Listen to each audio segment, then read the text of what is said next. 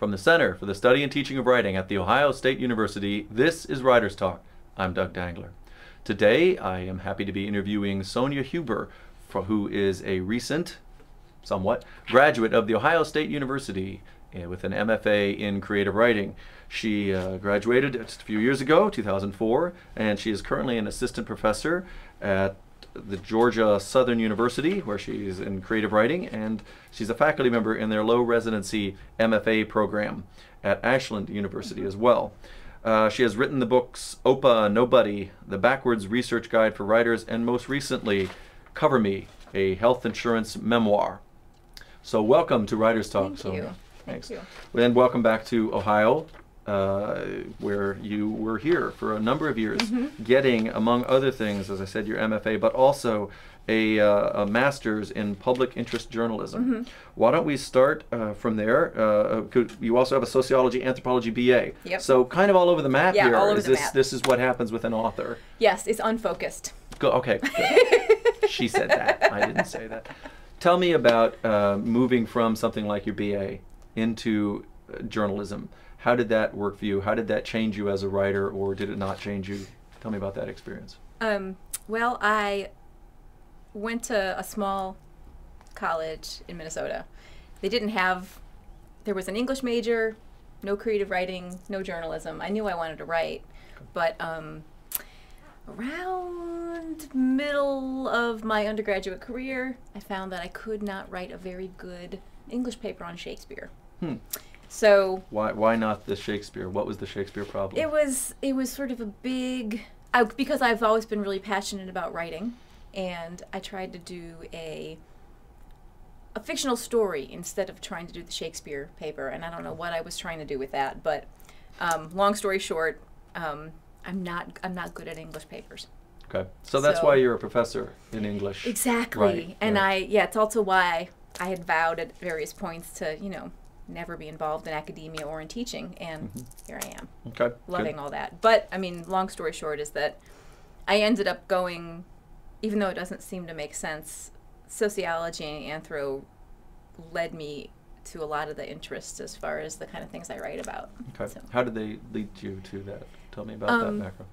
Even in undergrad, I was always really interested in public health and also in the ways that people's physical existence connects to the ways that they think about their lives and tell stories about their lives. Okay. So that informs your latest book, and we'll get to that. But tell me about moving from that. You've got a background then in journalism, and I think you worked as a journalist for a little while. Yep. And then you went back for your creative, your MFA. Those seem to me like two fields that may have some arguments with each other. Yeah. How did that work out for you? Well, I had always wanted to study creative writing, and I didn't know that you could go to graduate school and work your way through it as a teacher. So I got the brochures for the creative writing degrees from a few places and said, oh my God, this is so expensive. I'll never do this. Put that pamphlet away. And after working, as a freelance journalist primarily, I was working as an associate publisher of a magazine in Chicago, and found out about a program here, the Kiplinger program, which at the time was offering a one-year master's degree for journalists. Came here, did that, and it was sort of a covert but constant thing that all the journalists were saying, you gotta go take creative nonfiction with Bill Rohrbach, who was here at the time, and a wonderful author and a huge influence on me. And so I snuck into that workshop, and then had to plan on insomnia for the nights after the workshop because I was so freaking excited. So that's and then just gradually, really through those classes, began to learn a lot more about literary journalism, and to see that there's a huge history of those fields, the more creative and the traditionally seen as objective journalism. There's nothing but connection between the two. So as I began to learn more about the linkages, I began to feel more comfortable being right in the middle. Okay. So. Is that where you're placing your book, this latest book? Where do you put that on the continuum Cover Me, a health insurance memoir. I think it's pretty solidly just on memoir. Okay. And that was, I mean, that was sort of a hard thing to try and figure out what to do with it. I've done a lot of reporting about healthcare issues and had so much feedback from people wondering whether I could put the context of the healthcare situation in this country into the book. And for a lot of reasons, I decided to focus more and more on my own story, partially because I think that the debate there's so much jargon associated with it. Even terms like, say, single payer. I mean, in some ways I feel like it makes something very abstract out of something that's very personal.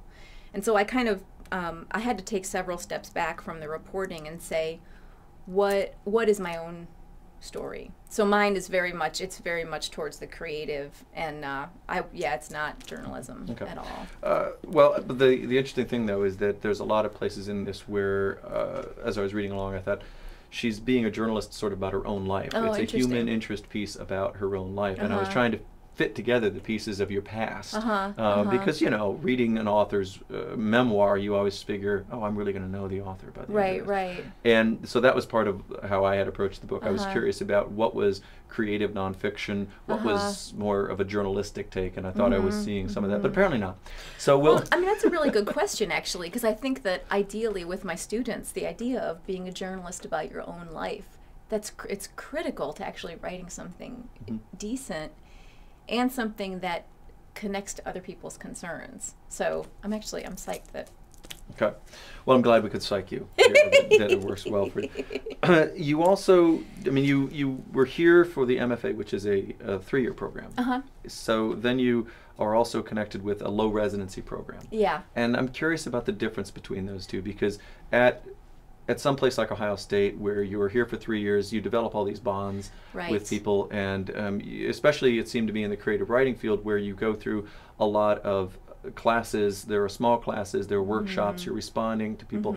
Those people, which I was on the periphery of watching all of you with your berets. And and our deep sigh. And your deep sigh. And a lot of coffee. But anyway, as I was watching all of that, I thought, that's really interesting, because these people are really involved in each other's lives, and they're influencing each other in a way that sort of things like the PhD seem less likely to do, because you went off and you wrote by yourself, and it was rare that you responded to other people's writings in a more academic thing, in the way that I take it always happens in MFAs. Because people would say, they would talk about what people were writing about. Okay, Sonya writes about X, Sonya writes about this. And that becomes part of what people know about and talk about. Right. Yeah. Whereas other people, you say, that person's a Brit Lit person, and I don't know what they're doing. Or what you don't know what's going on in their knows? lives at home. Right, Brit literature, who knows? So it could be anything.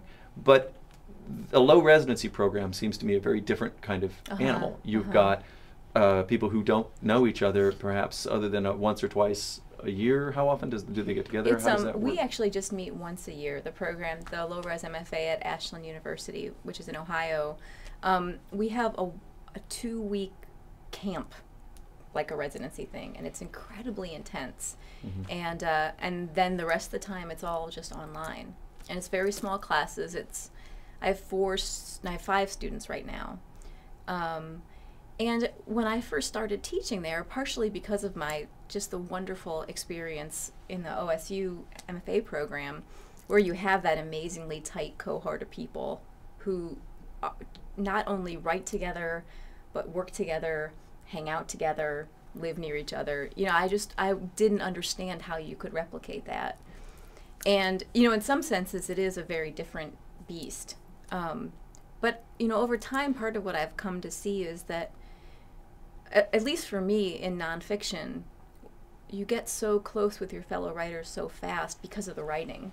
And you end up learning so much about each other's lives. And the low residency part, the summer program does that. There's that sort of intense, in the trenches, no more workshop, please, more workshop. And students get really bonded through that with the instructors, and we eat together. And but I was, you know, initially I was like, how the computer seems impersonal. How is that going to feel connected in any way? And I've just been stunned at, it's a function of the low class sizes. You know, the fact that there's 4 to an instructor or 5. I spend a lot of time with the students, but they already know each other through a personal relationship. So the first residency starts the program, and then they have sort of a face-to-face relationship that then transfers online. Okay. But what kind of feedback do you give online? What's your most common sort of thing? I know it's individualized to the writing, but do you find that you keep saying, say to the same writer, I'm still wanting X from you, or Y? How does that work out? What are the instructions well, like? you know, one thing that is really different with a low residency program is that, and it's attracting, I think, for the most part, a really different kind of student. It's students that already have complete lives launched, you know, with kids, careers. They're place-bound because of jobs or caring for family members. So the idea of how do I fit writing into a life that's already overflowing, and like the time management aspect of it is actually one of the biggest pieces that we talk about. And then, as with other kinds of writers, the other thing is to pay attention to the details. So that's one thing that I think that, and I use the Cover Me book as an example, that there's fascinating things about our life stories that are hidden in the mundane stuff, like a health insurance card. So I tell them to always, you know, go back to the experience, go back to the things that you're obsessed with, that you think no one else is going to care about. Okay. So are you doing a lot of people is this aimed at people who want to do memoir, and tell me about memoir as a subset of creative nonfiction, or how that works in a program like this, or how it works for you. I mean, memoir to me seems to be having sort of a resurgence, or a lot of interest in it. Definitely. And you know, sometimes I like some of that, and there are sometimes I've reacted like, okay, you're just sort of complaining for no reason. Right. You know, for example, how do you write memoir if you haven't had a bad life? Yeah, I talk about that in all my classes, definitely. Well, in my case, you happen to walk into trouble. You find trouble. You counsel them to go out and find trouble. Exactly. Then, I say, go to a bar, you've got pick to a really, fight. yeah, exactly. And Good. so I've got a class in ruining your life in various ways so that you can write about class it. in jail. Yes. Class in how to get, okay. Well, I think memoir is really popular, and that has led to this awareness in publishing. Oh, it is really popular. We can make money with this, you know. So there's this sort of snowball effect of what will people buy, and that leads to this. And there's a huge range of memoir out there, and a lot of times, what gets attention in the marketplace is what shapes people's expectations of memoir. For me, the field of creative nonfiction, I mean, some people prefer to call it literary nonfiction to kind of make the umbrella feel even bigger, or because the creative term maybe implies creative, like taking liberties, and I think it's a piece of it, but it's a pretty big piece. And then sort of in the middle, if I had a whiteboard, I've got this umbrella that I draw, but no whiteboard. And then sort of in the middle is like the personal essay. So sort of a little bit between literary journalism and memoir. Okay. And then you go more towards literary journalism. It's like where the self is located in relation to the subject matter. Okay. Tell me about negotiating that self in relation to what you're going to write about. One of the things that I noticed, and this is the second memoir and not that long that I've run into, there's another significant figure in the book, your husband, who doesn't get named. Yeah. And what leads to that? I mean, I guess if somebody does, my thought on that was, if you go to any search engine, you can eventually find out who these people are, right? So that it seems to me a device that you're using in some way for your reader or yourself. Yeah. And why? This gets at something that is at the ethical trouble with writing nonfiction about your own lives, is that in many cases there's people in the book who, like my friend Kathy, she's throughout the narrative, and a lot of it is personal information about, her struggle with breast cancer. She was an active part of the writing process, and I showed her earliest drafts and got a lot of really great feedback from her. And I feel most comfortable naming someone if they're interested in playing that role. Mm-hmm. In my first book, my mom was just, they become co-authors in a lot of ways. And in situations where someone is not interested, or either the relationship is a little bit, there's less of a relationship there, or the relationship is rocky, what I have tried to do is focus on only the elements of that relationship where I felt comfortable telling pieces of that person's story. So it comes to the ethical. Not everybody who writes memoir feels this way, but I really feel that I try to tell as little about other people's lives as possible, except for when because I feel like I'm writing about my life. My obligation is to sort of dish on myself first of all, mm-hmm. and then other people don't ask for that. It's in some ways it's horrible to have a memoirist in your life, and people are always like, "Don't put that in the book. Don't write about this. Don't write about this embarrassing thing I did." But I try first to dish on myself. That's an interesting verb you're using, to dish on yourself, because it implies you're making a moral judgment on yourself. Mm-hmm. You're telling things that maybe you shouldn't tell. Right. But is that something you're struggling with here? I do struggle with that in writing. About yourself, even though it's your story to tell, that there are things that you shouldn't be telling. Yeah, or shouldn't, or one thing that I've noticed, because of the ethical issues with writing a memoir, and because of my training in journalism, I think, I err much more towards the side of being aware of what I, as a narrator, can do to people when I write about them, right? Mm-hmm. And so I think part of the reason I dish on myself so much is that I'm trying to correct for that.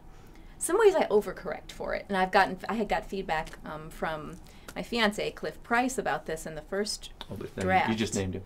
Yeah. And Cliff, and he was invaluable in saying that in trying to be self-critical, you're actually you're presenting a less than accurate version of yourself.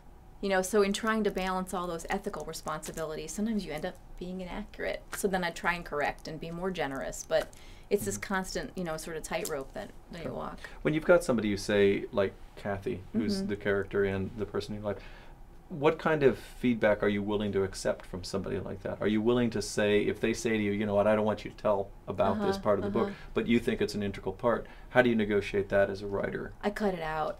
Okay. Yeah. Always just cut it out. Okay. Yeah, I have, So in your next book, when you're talking about difficult interviewers, I can... You can say... I can say, oh, just take that out. Yeah, right. Yeah. But so there were certain people who I tell my students, if there's a person who's a central role, there's no hard and fast rules about this, mm-hmm. but I tell them to ask people. Did I do that in every case in this book? No. And for specific reasons, either because I trusted my portrayal, because of a relationship that led me to believe that I shouldn't, for various reasons, and or if I had tried to limit the person's role so much that they were a minor character. Mm-hmm. So, but I've received, the one feedback that I got from, say, my first book was something that I didn't even think to ask. I had taken my sister out of the book completely, and I was so proud because I always assumed that no one wants to be written about. And then she was upset because she said, "What, I don't even matter enough about you to put me in your book?" So, yeah, there's dangers in not. Right. And, I'm not going to bring up the fact that I worked with you during the period that this book covers. But the Doug Dangler book is coming out. The edition is coming. Yeah, there's no all over, So tell me about your students' reaction to this book. Do you share the book with them? Do you say, oh, yeah. Here it is, okay. And you share your writing with them through the whole thing so Definitely. They see the pain, the agony. Yeah, it's kind of weird. I mean, it's weird in general. I write about personal stuff, both in this book and in essays. And I think for the same reason that some faculty members say, I don't even want to be on Facebook, and I'm a lot more than on Facebook. But I'm on Yeah, you're on. barely, but That's book. it. Yeah, yeah. The cover, if that will also put up here, is a little risque. Yeah. You said that you had worked with them, with your publisher, on this, and it turned out to be the dream cover that you were hoping for. Yeah, Although you didn't get a chance. And I didn't really even. This is University of Nebraska Press, and they also did my first book, and Which didn't feature nudity on the cover. That's right. Featured Okay. a face of my grandfather. Okay. And this book, I just hoped, I wanted this image, but I didn't even say anything about it. It was just like, oh, this would be the perfect image, given the title. Thank you, Bruce Springsteen, for the title, which is the inspiration. His You know, song. I have to say that I've been humming that song for a while. I don't know whether it's because of that. But and so I didn't even, I didn't tell them anything. And then I opened the file that they sent me, and I was like, and that was it exactly. And I said, oh my gosh, it's perfect. But it's racy for a university press, especially. And so I'm excited. I'm happy that they went there because it's going to get attention. So anything for a buck is what you're telling your students. Okay, good. No, well, I think, okay, so the idea of the book and also the cover, I think when people hear the phrase healthcare policy, they tend to go, and you think like, oh my God, deductible, copay, and you start to get that sick feeling of medical debt, medical bankruptcy, oh Lord, a phone call with someone and someone in an office somewhere. And the book is a conscious attempt to try and figure out what is this issue really about. It's about people's real lives and real bodies, and it connects to every other element of our lives. Your choice to have kids, your sex life, your where you work, how you sleep, when you die.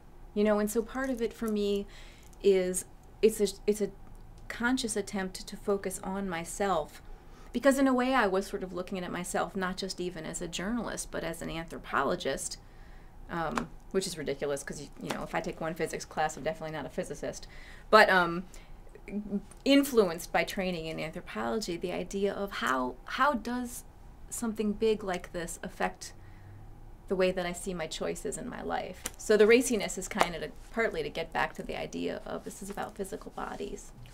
I was also curious about how you felt about negotiating the political aspects of it, because when someone sees a health insurance memoir, especially right now, there's, I think, this strong thought of, okay, this is going to be a political screed. This is going to be all involved in the politics of it. And there is a little bit where you talk about having been an activist for healthcare reform or change.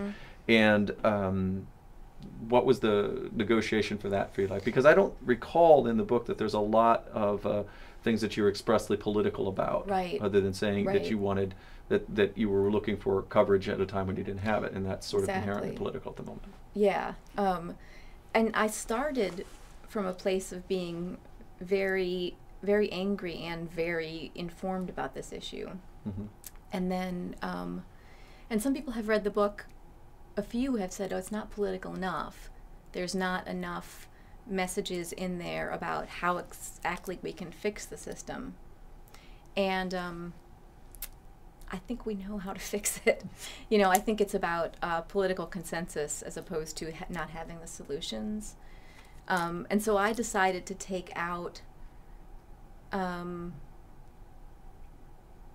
element in my own writing that felt very didactic to me, because I felt like that tends to split an audience into people that are either going to agree or disagree with one particular position. And since I was trying to examine what does this mean for my life, I didn't want to drive readers away who might not agree with a paragraph about like my vision for how to fix it. So and also about up to like the 17th draft, the thing was so angry, and my first I'm angry obviously in the book, but it wasn't working. It was awful. as far as, is this a readable thing? It was just like opening this cover and having someone yell at you, and sort of after a while, it's not a nice experience. Everyone's got their own stress. You don't want to be yelled at, even if you agree with the yeller.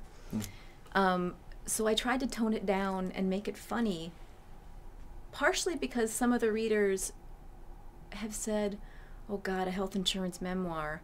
Like, just the idea of health insurance raises your blood pressure, because it's such a highly charged situation. I don't want to add to that. Okay. So. Well, I noticed at the beginning of the book that some chapters of this had appeared other places, and that so you're knitting them back together at some point. What was that experience like as a writer? How difficult was it for you to take these pieces that had been published in different places, probably with, different audiences that you might have had in mind, and you're coming back and you're saying, here, you're taking out the anger that might have worked, I guess, for one kind of publication, but not for this kind of publication. Right, exactly. And part of it is, how do you get a book published? A lot of in my first book, I wrote it as a narrative from beginning to end. And so in the first book, I felt it was really hard to take a chunk out and publish it somewhere. That just didn't work. So second time around, I said, I would love to be able to publish chunks first. So I wrote all these chunks, and then putting them together, they just look like this motley crew of, these just jagged teeth, all different sizes, and none of them fit together. And I really had to take the whole book apart and rewrite almost everything to get them to fit. And so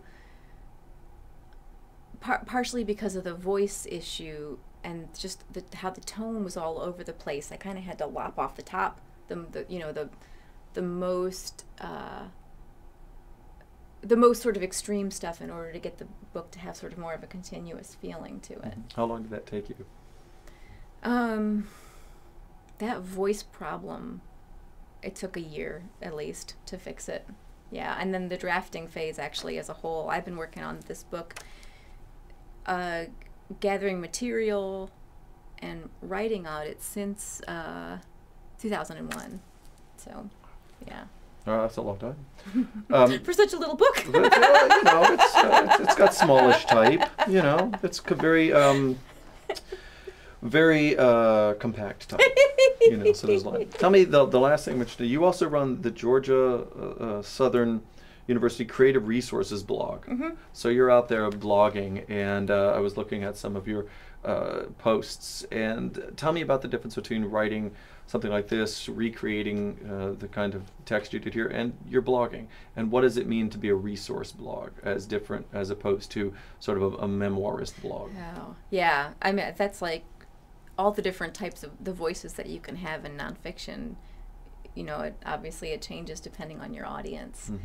And my voice in something like the resources that I try and gather for creative writers is about encouraging writers and helping them to be aware, not necessarily about their own life experience, but about their creative process and how choices you make can either create space in your life for writing or not. So in some ways it's a lot more analytic, but it's a lot more using the journalism stuff of, I know 3,000 websites, here's 10 of them. So it's a lot more organized. And I think memoir, it seems messy on the page when you read it, but in structuring it behind the text that you see on the page, there's a lot of analytic and structure that goes into that. So it feels like it's like same cake, different icing kind of a thing. Okay. So we end with a food metaphor, even though I think you just went to lunch.